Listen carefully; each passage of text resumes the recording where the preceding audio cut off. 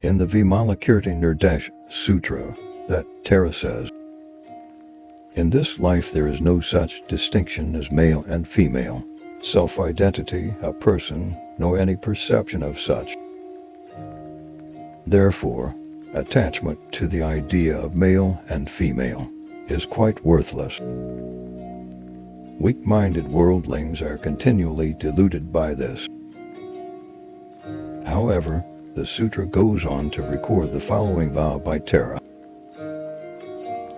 "There are many who wish to gain enlightenment in a man's form, and there are but few who wish to work for the welfare of sentient beings in a female form.